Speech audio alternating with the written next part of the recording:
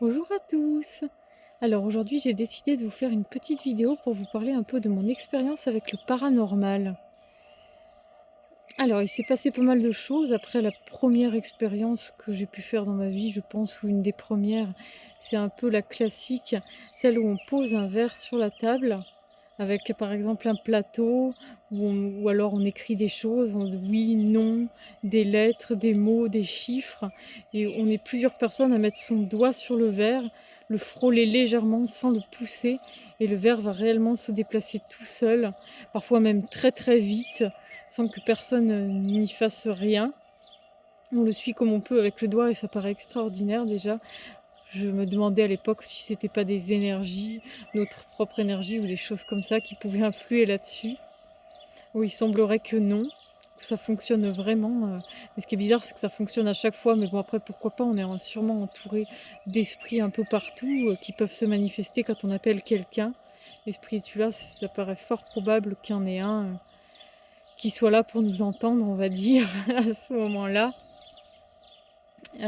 Après ça, c'était pas grand-chose. Ensuite, à un moment, quand j'étais enfant, on a aussi vécu dans une maison, enfin c'était plutôt un appartement qu'on pourrait qualifier de hanté. Moi, je m'en rappelle pas beaucoup parce qu'on était assez petits tous les 2 avec mon frère.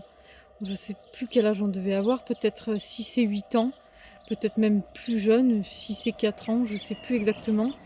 Mais je me souviens qu'on avait été témoin de certaines choses. Il y avait souvent des courants d'air froid, parfois même quand on était couché, qui nous passaient au-dessus alors qu'il n'y avait aucun vent dans la maison, aucune raison. On avait souvent ces manifestations, ces courants d'air froid.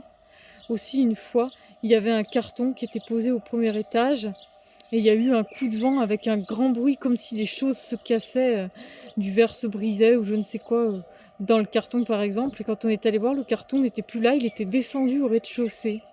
Le carton s'était déplacé avec ce bruit et ce vent frais, ce qui nous avait assez étonnés.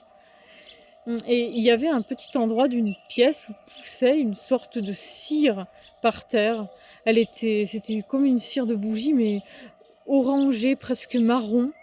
Et si on la laissait, elle pouvait devenir assez grande. Ma mère avait fait l'expérience de la cueillir pour la montrer, pour se renseigner. Et après, elle se remettait toujours à pousser inlassablement, qu'on la récupère ou qu'on la récupère pas. D'ailleurs, elle l'a gardée, c'était un phénomène assez surprenant. Bon, après, il ne nous est rien arrivé d'autre d'extraordinaire, mis à part ça, à cette époque-là. Mais j'ai eu le témoignage d'une amie qui, elle, a également habité dans un appartement hanté. Et elle a eu des manifestations 10 fois plus impressionnantes. Par exemple, quand des copines venaient voir sa fille à la maison, elles ne voulaient plus revenir, elles étaient dégoûtées parce que pendant la nuit, leur téléphone portable bougeait tout seul. Enfin, il se déplaçait pas, mais ils se mettaient à lire des musiques, ça passait sans arrêt à la musique suivante toutes les 10 secondes. Par exemple, musique suivante, musique suivante, musique suivante, ça revenait en arrière d'une musique. Ça laissait jouer 10-15 secondes et après hop, ça passait comme si le fantôme ou l'esprit n'appréciait pas cette musique-là. Il passait à la suite. Puis ça prenait des photos aussi, on voyait le flash qui se déclenchait tout seul. Il y avait vraiment une photo dans la mémoire de l'appareil de l'endroit en question. La photo s'était prise toute seule. Donc du coup, les filles avaient peur, elles n'osaient plus revenir à cause de ça. Une fois, mon amie a aussi vu un meuble administratif, c'était une grande colonne avec plusieurs tiroirs qui s'ouvraient et puis tous les tiroirs volaient, enfin les papiers volaient dans tous les sens, comme si quelqu'un fouillait, le tiroir s'ouvrait, les papiers volaient, étaient fouillés, étaient jetés en l'air et ça a fait ça avec tous les tiroirs. Le meuble a été vidé. Et une dernière chose qui lui est arrivée aussi qui était assez incroyable, c'est que souvent, ça lui arrivait peut-être une fois par mois, la porte ne s'ouvrait plus, sa porte d'entrée.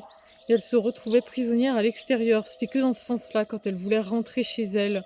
Elle avait beau pousser, c'est comme si elle était bloquée, qu'il y avait quelque chose de lourd derrière. Elle essayait d'ouvrir. À chaque fois, il fallait qu'elle appelle les gendarmes ou les pompiers pour qu'ils défoncent au bélier. Et une fois que la porte était défoncée, mystérieusement, il n'y avait rien qui expliquait qu'elle ne s'ouvre pas. Alors, les personnes rationnelle ou cartésienne disait ça doit être les charnières ou peut-être que le verrou s'est coincé donc elle était obligée de régulièrement changer son verrou, mais il n'y avait pas d'explication rationnelle à ça. Après, avec cette vidéo, je ne veux pas obliger les personnes à croire aux fantômes, aux esprits ou au paranormal. Moi-même, je suis quelqu'un de très logique et on va dire peut-être, je peux pas je peux pas être qualifiée de cartésienne, non, parce que je crois aux aliens, je crois aux esprits, mais c'est parce que j'ai vu de nombreux témoignages. Enfin, je crois en Dieu, je crois en la Vierge, parce qu'il y a eu beaucoup d'apparitions, beaucoup de phénomènes que l'on ne peut pas expliquer. Des choses incroyables se sont passées, comme une toile de la Vierge Marie qui ne s'oxyde pas, qui ne s'abîme pas au fil du temps qui passe. Enfin bref, je vous passe les détails, mais moi je crois vraiment aux faits et aux témoignages, et c'est vrai que par ce fait, du coup, je crois forcément aux esprits. Et avec ce qui m'est arrivé quand même, je pense que ça m'aurait convaincu de toute façon, mais... Donc n'hésitez pas à me partager si vous aussi vous avez vécu des choses semblables.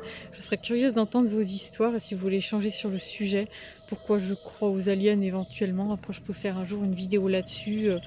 Je n'ai pas vécu grand-chose par rapport à ça qui peut me conforter dans mes croyances, mais pourquoi pas. Allez, comme d'habitude, je serais ravie de discuter avec vous. À bientôt.